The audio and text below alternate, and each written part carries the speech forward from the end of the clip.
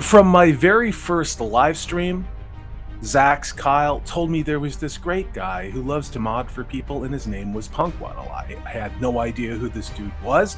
He did a great job of keeping the porn bots out of my chat. Now, as time has gone on, I've met with him backstage. I've also had the, I guess, pleasure of working with him on Snowdub's Cotton Connection show, where his alter ego, a penguin, and I interact along with a whole host of other crazy, very hard R adult humor puppets. In June of 2022, I got to meet Punkwaddle face to face, to see the man behind the penguin. Now, I'm not going to go into details, but I can say this: a very large bottle of scotch and some law enforcement adjacent activities occurred to where we were trying to do a live stream. But enough about that. We're here to talk about the fire of the fandom.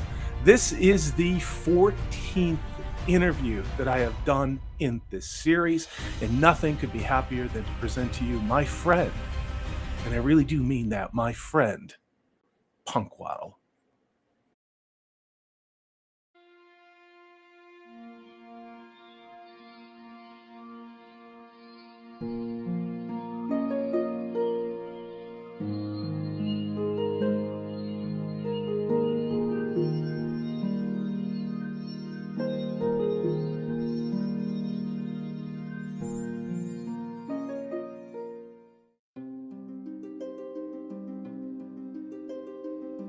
So, the first time I actually became aware of The Hobbit, well, it was The Hobbit, I think, first.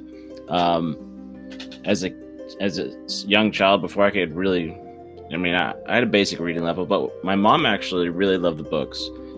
So she would actually read to me and my brother when we were little. Just read it aloud, a chapter at a time, and we'd get restless after a while, but it really did.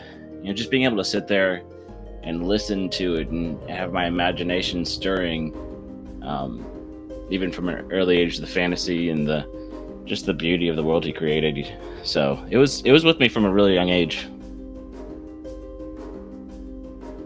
I mean, there's some of it has to do with the fact that my mom introduced it to me when I was little, but the reason when I got older and I read the books and I really wanted to discover it for myself is just because I love the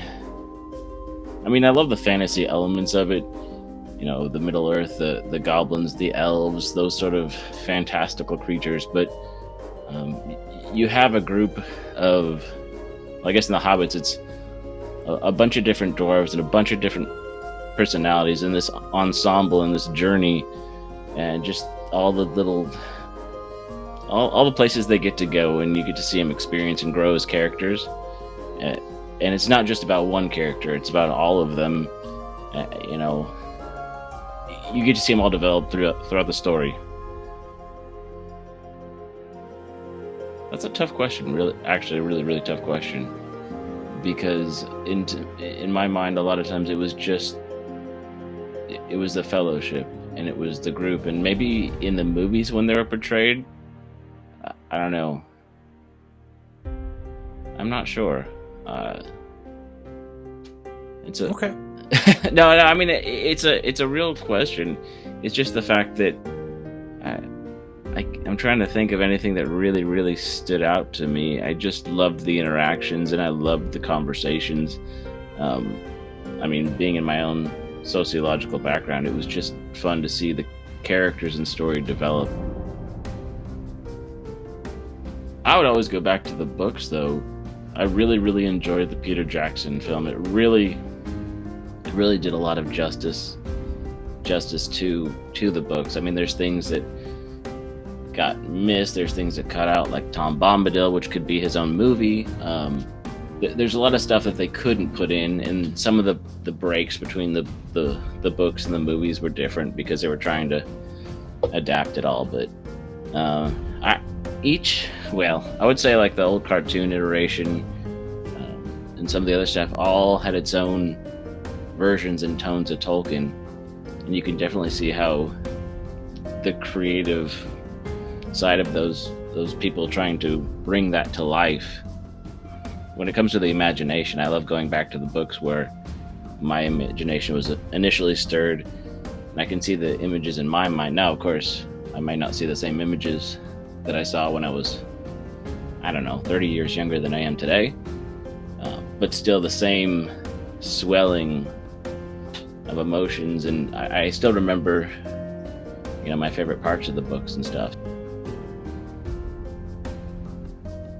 Well, at first I was excited about the idea, but just seeing what's happened now, I'm not terribly excited to see what they have to do. It kind of makes me think that this is more of like a fan fiction based on fantasy lore and maybe some aspects of Tolkien, but I don't really see the two associated the way that I'd hoped initially.